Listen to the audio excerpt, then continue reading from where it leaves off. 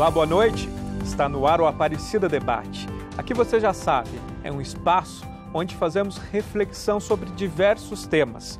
E a ideia é que você aí de casa sempre forme a sua própria opinião. Ciência em defesa da vida é o tema de hoje. E num momento tão crítico como este da pandemia da Covid-19, a ciência é a grande aliada da humanidade, sobretudo na definição de estratégias de combate ao vírus que se espalha tão rapidamente. Mas a ciência sempre foi a grande aliada da humanidade, não só em momentos de crise. Para falarmos deste tema, nós teremos dois convidados que conversam com a gente via internet. São eles o Dr. Robson Williams, graduado em Engenharia Ambiental pela Escola de Engenharia de Piracicaba, mestre em Geociências e Meio Ambiente pela Unesp Rio Claro, doutor em Ciências pelo Sena USP, com ênfase em processos hidrológicos e biogeoquímica em bacias hidrográficas com diferentes usos do solo. Pós-doutor também no Sena da USP, com processos erosivos. Tem artigos publicados em revistas brasileiras e internacionais com alto rigor científico. Muito boa noite, obrigado pela sua participação com a gente. Boa noite, obrigado pelo convite. Temos também o professor Dr. Rafael Eichfeld, coordenador do curso de Medicina do Centro Universitário São Camilo, São Paulo, e integrante do grupo de pesquisadores brasileiros que monitora pesquisas realizadas em todo o mundo.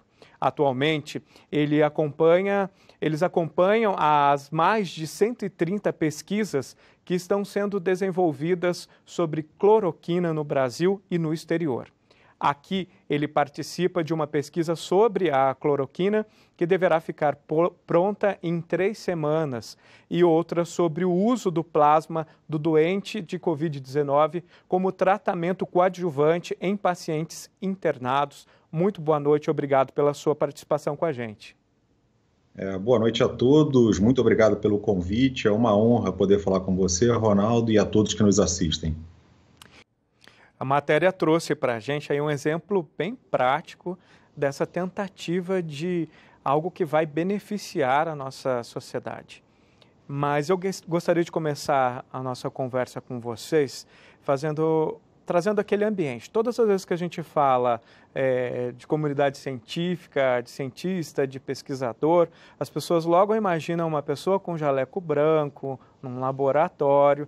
Na verdade, são vários os ambientes que percorrem a pesquisa, não necessariamente num laboratório com jaleco branco, não é isso?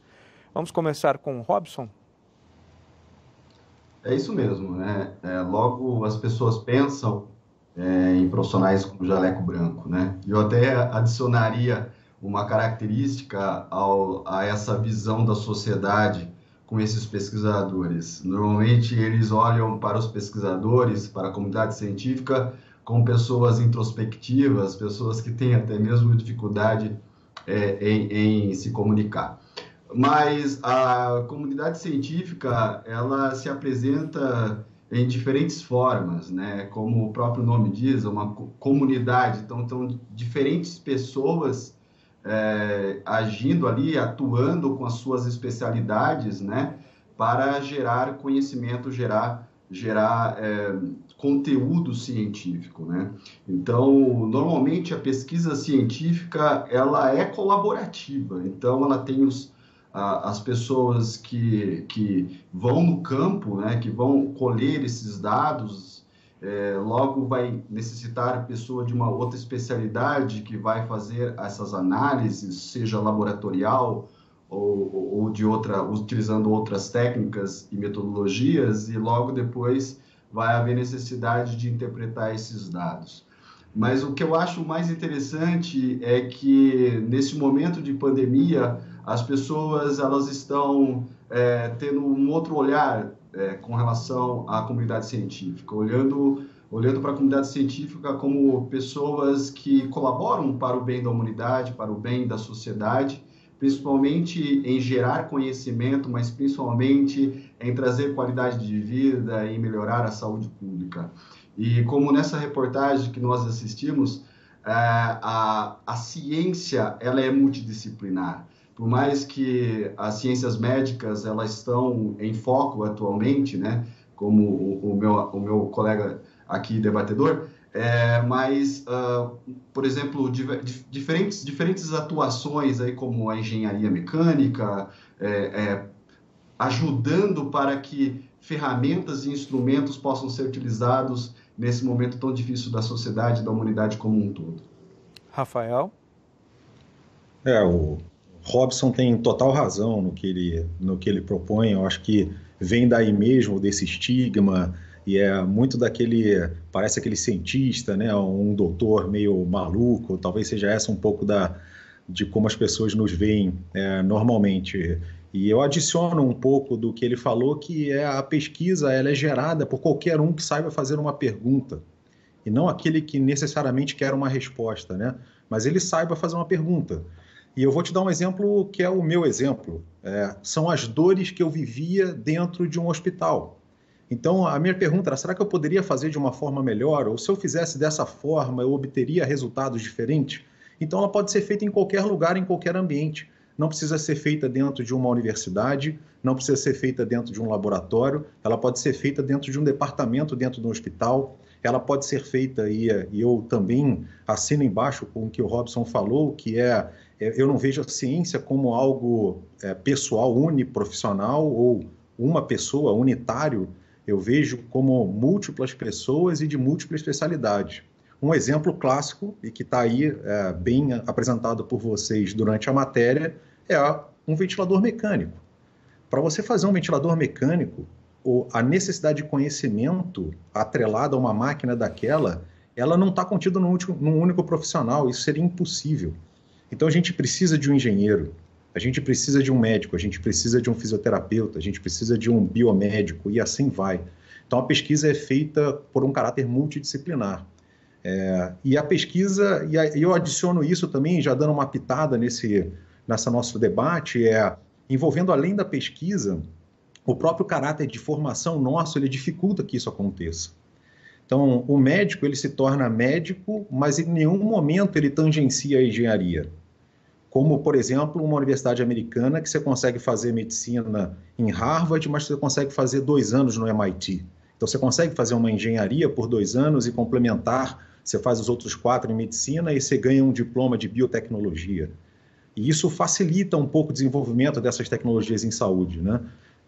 Eu não sei, desculpa, eu até acabei me perdendo da área do Robson, não sei se é engenharia ou geografia, desculpa, mas também acredito que deva ocorrer na área dele. Então, talvez para um grande projeto envolva múltiplas áreas de ciência, biologia, exatas e assim vai, né?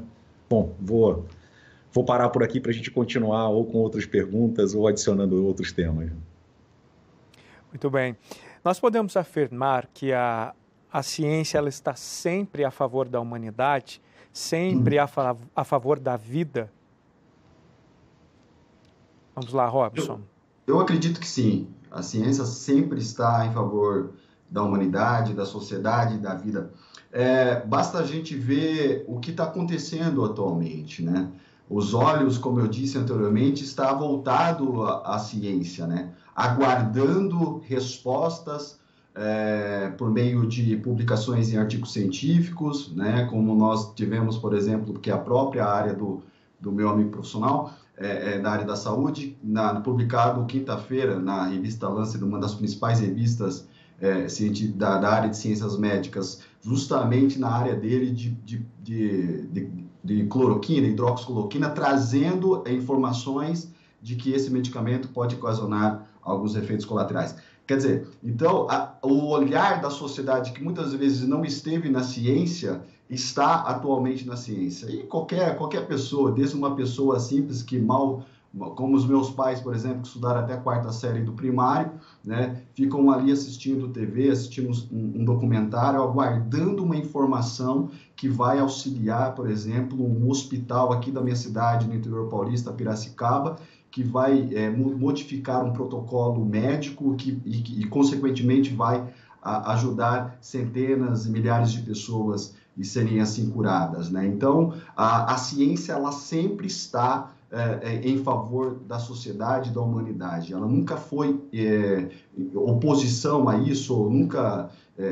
nós tivemos até um período da história, uma dicotomia entre humanidade e ciência, mas sempre tinha ali um ator no meio tentando fazer essa separação, essa dicotomia. Mas hoje em dia, com a globalização e o acesso muito facilitado com a informação por meio da internet, você facilmente baixa um artigo científico. Se você não souber outra língua, você consegue com um tradutor e ter esse acesso a essa informação e tirar as suas conclusões ali com aquele documento científico. Então, eu não tenho dúvida que a ciência ela é em favor da humanidade.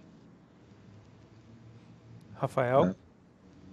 Eu concordo com o Robson em muitas partes e vou adicionar também um pensamento crítico a respeito da ciência. Eu tenho a ciência como meio, não como fim. Então, a ciência é um meio que a gente utiliza entre eu perguntar alguma coisa e tentar obter alguma resposta com essa pergunta. Então, a ciência ela pode ser usada para o bem ou ela pode ser usada para o mal. E aí eu vou dar um exemplo, eu vou pegar o mesmo gancho que o Robson utilizou, que foi o Lancet, agora a revista Lancet publicando aquele resultado de uma coorte com mais de 100 mil pacientes, informando que a hidroxicloroquina não funciona e pode aumentar a mortalidade. Tá? Então, esse foi um paper muito importante e que está gerando grande debate e, inclusive, mudança de paradigma terapêutica a respeito da cloroquina. Mas se a gente der 2 passos atrás, 2 meses atrás, saiu o primeiro estudo a respeito da cloroquina dizendo que ela funcionava. Então, você vê, um estudo mal feito, metodologicamente ruim, gerou um resultado ruim e que levou o mundo inteiro a uma frenesi pela hidroxicloroquina, quando, na verdade, ela não tinha funcionamento. Então, eu vejo a ciência sempre como algo propositivo, algo que é utilizado como meio e como instrumento para a gente obter as melhores práticas. E não só ao nível ciência do tipo... talvez como um produto no final, mas também como processo, como infraestrutura, como melhoria da utilização de sistemas, como economia da saúde, que é um tema que eu sou apaixonado.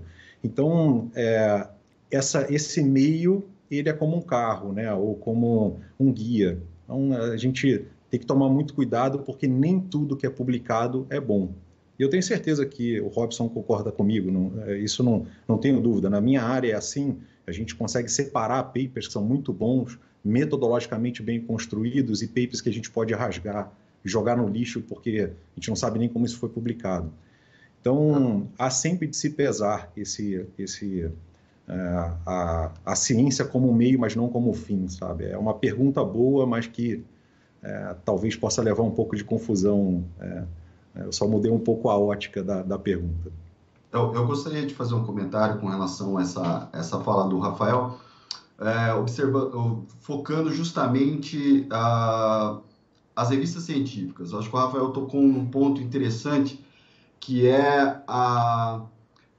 hoje em dia a gente vê até implicações políticas não vou falar em revistas científicas, mas laboratórios e instituições de pesquisa. Eu não sou da área de ciências médicas, mas esses dias eu estava lendo alguns artigos de críticas ao hospital e Instituto de Pesquisa John Hopkins, que atualmente está utilizando uma ferramenta extremamente importante que nós utilizávamos em ciências ambientais, que é o georreferenciamento em ciências ambientais, que eles estão utilizando agora, gerando um mapa todos podem ali vislumbrar esse mapa, muito interessante, por sinal, em tempo real, o número de pessoas infectadas, o número de mortes e até mesmo o índice de mortalidade, né? Só que, se você aprofundar os estudos que esse hospital John Hopkins tem demonstrado, muitos do que eles têm mostrado nas últimas semanas não tem ocorrido em grande parte do mundo, com seus modelos demonstrando que seria um número de morte, mas na verdade não tem sido. Então, a gente tem que tomar cuidado, porque grande parte das pesquisas elas têm um viés também político, né? E também tem aí tem algumas coisas de metodologia também que tem que tomar muito cuidado, né? Eu acho que o Rafael tocou num ponto interessante e importante que precisa ser olhado com muito critério o que está sendo publicado, o que está sendo apresentado. Essa grande relevância da pesquisa. Bem, dados da National Science Foundation dos Estados Unidos mostram o avanço da ciência no nosso país, né? Em uma década, o Brasil teve um salto de 69,4% no número de artigos científicos publicados, o que deixa o nosso país em 11º no ranking de publicações científicas, à frente do Canadá, Espanha, Austrália e Irã. No entanto, até outubro de 2019, o Brasil perdeu 17.892 bolsas de estudos devido à diminuição de recursos na área. Eu gostaria que vocês comentassem sobre isso, por favor. Tudo que nós estamos experimentando de bons resultados na ciência nos últimos 3 anos, né, em números de artigos e até mesmo de impactos, quando eu falo impactos de artigo científico, é quando um artigo científico ele é publicado numa revista científica de alto rigor, e essa revista ela tem grande visibilidade e ela é muito citada pelos seus pares, principalmente na comunidade daquela área. Mas os resultados que nós estamos colhendo nesses últimos anos são resultados de investimentos de 10, 15 anos atrás, né? Quando, por exemplo, eu estava entrando no mestrado na Unesp em Rio Claro, o pré-sal tinha acabado de ser descoberto e ali acabado também de ser aprovado um projeto de lei que parte dos recursos de royalties do petróleo seriam investidos em educação. E logo depois de alguns anos, o número de bolsas de iniciação científica, mestrado, doutorado e até mesmo de especialização de pesquisadores, né, fora do país tinha aumentado. Então, esses investimentos, né, na ciência, principalmente em bolsas de pesquisa e até melhoria da qualidade dos laboratórios, instituições de pesquisa, eles vão ter um resultado depois de 5, 7, até mesmo 10 anos, né? Então, todos nós, eu creio que o Rafael também vai concordar comigo, todos nós pesquisadores, nós vamos ver um resultado muito ruim 2025, até mesmo 2030, de tudo isso que está acontecendo com o fomento à pesquisa da ciência brasileira, né? Então, essa perda de perda de bolsas em produção científica, nós vamos colher resultado.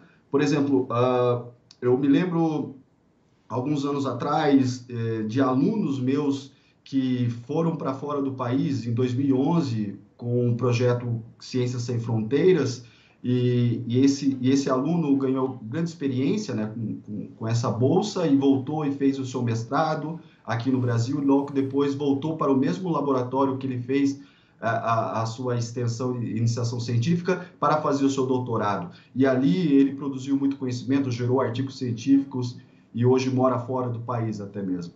E a grande pergunta que eu faço para ele, né, que todos fazem para os pesquisadores que saem do Brasil para produzir ciência lá fora, é justamente essa: a falta de investimento, né? A falta de investimento. Então, essa falta de investimento, ela vai gerar péssimos resultados daqui a alguns anos. Rafael.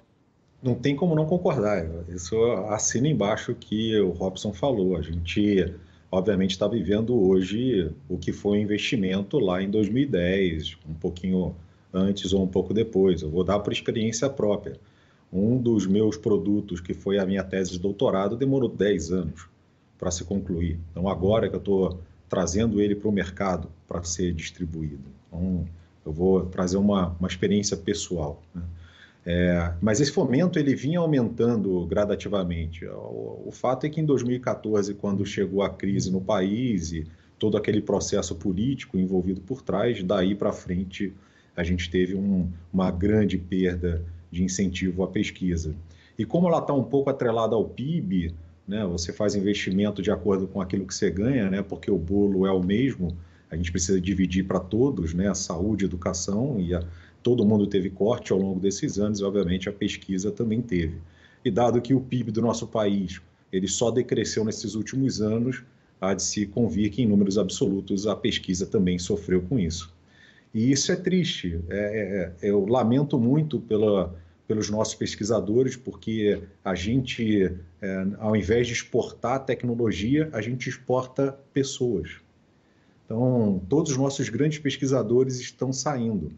E eu adiciono também, além da falta de investimento, por conta desse rateio, e quando você, obviamente, o governo ganha menos, arrecada menos e distribui menos, existe o que é o social, né? A ciência ela não vive sozinha no universo ciência, mas ela vive no universo economia, ela vive no universo socioeconômico, né? Social, e assim vai. Então, se você tem a oportunidade, dado que você tem conhecimento, de produzir num país que também tenha menos violência ou menos burocracia, a tendência sua é se receber bem, você acabar migrando. Então, a gente não está competindo só com dinheiro, investimento direto relacionado ao PIB. Não, a gente está competindo enquanto sociedade, né?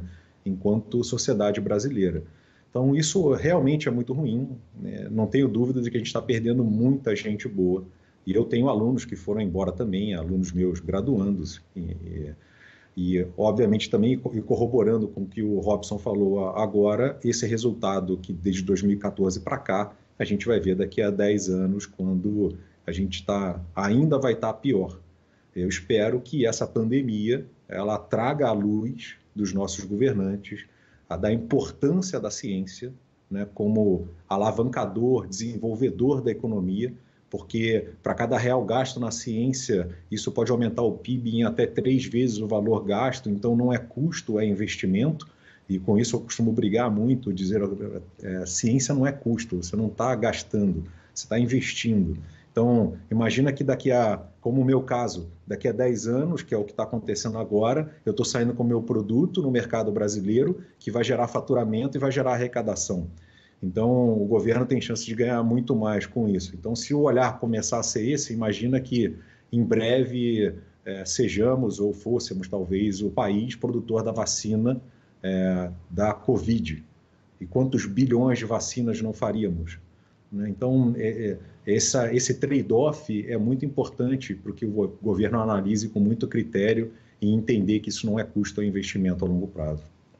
Nós podemos afirmar que neste momento de crise que nós estamos vivendo com a pandemia, a necessidade de investimento com a ciência, com a pesquisa é inquestionável. Sim, desculpa, Robson, pode falar. Eu não tenho dúvida, eu concordo plenamente com o Rafael, e a ciência ela gera mais riqueza do que qualquer outra coisa, né? Por exemplo, eu me lembro muito bem quando eu estava na graduação e a Escola de Engenharia aqui, Luiz de Queiroz, ela tinha acabado de fazer o sequenciamento genético da cana-de-açúcar. Isso gerou bilhões e bilhões de recursos financeiros para toda a cadeia de bioenergia, de biocombustíveis, né? Então, cada real investido, como o Rafael bem disse, cada real investido há um retorno social, financeiro, há um retorno de preparação de recursos humanos, né? Há um retorno de industrialização, né? Absurda com relação aos investimentos em ciência e tecnologia, né? Então, quando você investe esses recursos, você tem esse retorno.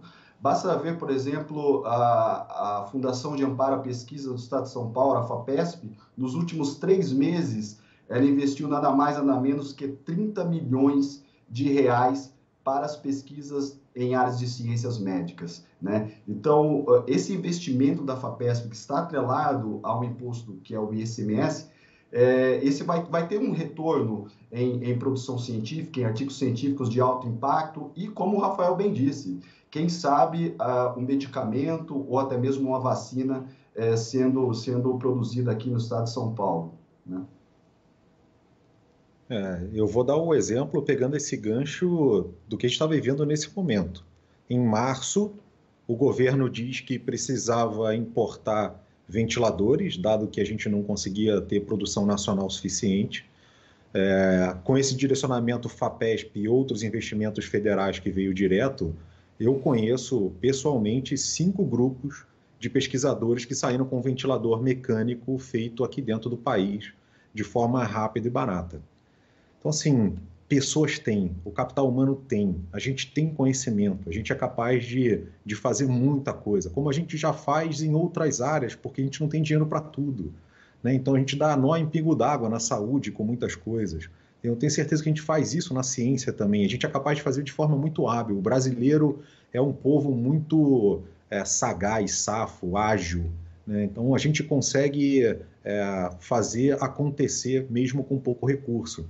Então, veja, num ambiente de crise, e aí só, além do dinheiro, a gente está com a cabeça voltada no auxílio à população, gerando produtos que efetivamente podem trazer retorno à população. Então, não é um artigo científico que vai ser publicado e que vai ficar lá na gaveta e que a gente não vai usar para nada porque foi uma pesquisa, talvez, de bancada e que não gerou resultado, gerou só a tese de doutorado de alguém. Então, você vê, a gente traz algo para a prática, real, é tangível, é utilizável. Então, isso que a ciência é capaz de dar e com pouca coisa a gente é capaz de fornecer. A gente não precisa muito para fazer pesquisa, mas a gente precisa pelo menos de alguma coisa. Vocês disseram lá no primeiro bloco sobre o quanto a ciência está evidenciada neste período da pandemia. Todos esperam algo. Todos querem uma resposta, todos querem uma solução. A vacina, todos querem. Um medicamento que cura, que trata realmente. Mas quais as implicações dessa expectativa da população com relação à ciência? Eu acho que os olhos estão voltados à ciência. Quando eu falo ciência, eu falo aos profissionais da ciência, né? Eu acredito que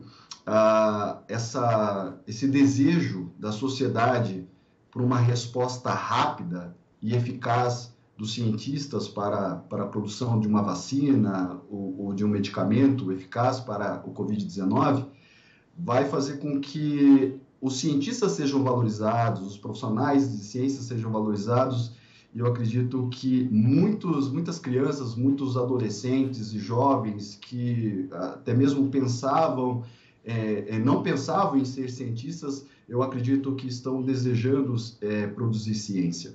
E como o Rafael bem disse no bloco anterior, a ciência ela só precisa de uma pergunta. E logo depois dessa pergunta, ela precisa de um suor escorrendo pelo rosto dessa pessoa que quer fazer ciência, de ir atrás dessa informação e evidências, e se tiver uma ajuda financeira, será vital para que essa produção seja passada para frente, né, essa produção científica, e gere recursos para toda a sociedade. Então, eu acredito nisso. Eu acredito que os olhos estão agora não somente nos políticos ou em Brasília, ou até mesmo na Organização Mundial da Saúde, mas os olhos estão sobre as bancadas dos laboratórios, sobre os profissionais que estão aí na linha de frente, não somente tratando das pessoas, mas gerando evidências científicas e ali publicando artigos, né? Então, os olhos estão sobre esses profissionais e eles devem ser valorizados, eles devem ser reverenciados, não como heróis, mas como pessoas dignas que merecem o seu respeito, salários dignos, fomento quando é necessário e assim por diante.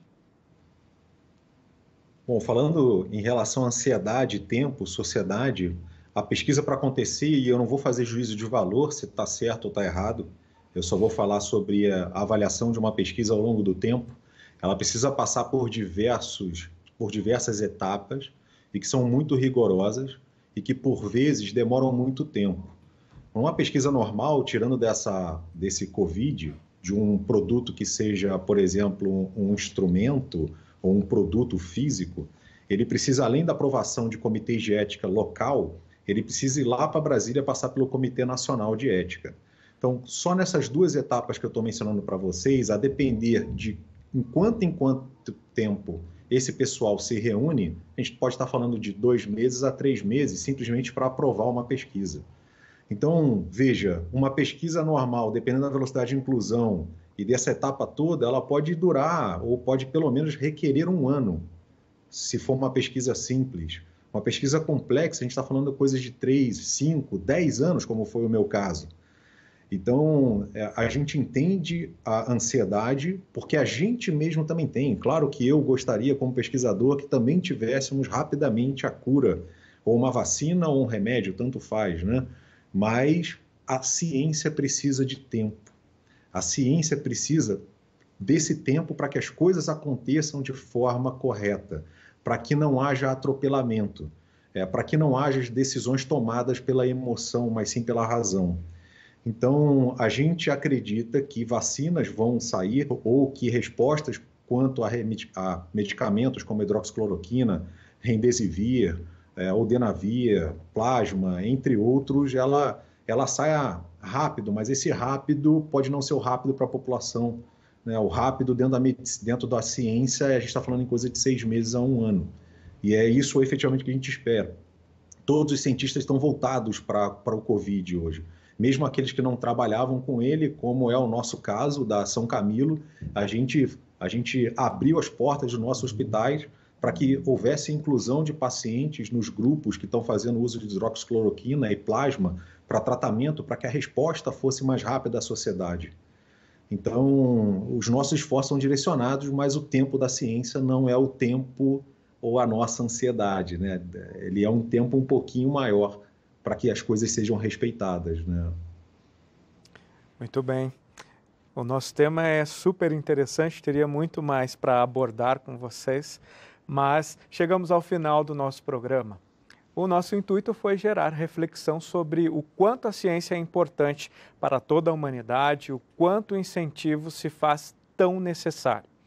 Quero agradecer o Dr. Robson Williams, graduado em Engenharia Ambiental pela Escola de Engenharia de Piracicaba, mestre em Geociências e Meio Ambiente pela Unesp Rio Claro, doutor em Ciências pelo SENA da USP, com ênfase em processos hidrológicos e biogeoquímica em bacias hidrográficas, com diferentes usos do solo. Pós-doutor no SENA da USP, com processos erosivos. Tem artigos publicados em revistas brasileiras e internacionais com alto rigor científico. Muito obrigado pela sua participação. Obrigado pelo convite, foi um prazer poder participar e discutir esse assunto tão relevante e tão importante nesse momento. Obrigado, boa noite. Nós também contamos aqui com a presença do professor Dr. Rafael Eichfeld, coordenador do curso de Medicina do Centro Universitário São Camilo, São Paulo, e integrante do grupo de pesquisadores brasileiros que monitora pesquisas realizadas em todo o mundo. Atualmente, eles acompanham as mais de 130 pesquisas que estão sendo desenvolvidas sobre cloroquina no Brasil e no exterior. Aqui ele participa de uma pesquisa sobre cloroquina que deverá ficar pronta em 3 semanas e outra sobre o uso do plasma do doente de Covid-19 como tratamento coadjuvante em pacientes internados. Muito obrigado, doutor, pela sua participação aqui com a gente. Ronaldo, eu agradeço imensamente o convite, foi um prazer falar com você e com o Robson. Obrigado pelos comentários, isso é um assunto que eu sou apaixonado. Para rever esse programa, acesse o canal da TV Aparecida no YouTube. E quando você deixar seu comentário com sugestão ou crítica em nossa página, utilize a hashtag AparecidaDebate. Na próxima semana, nós vamos falar sobre o coronavírus nas comunidades. Uma ótima noite para você e sua família. Próxima quarta, nosso encontro é marcado aqui no Aparecida Debate.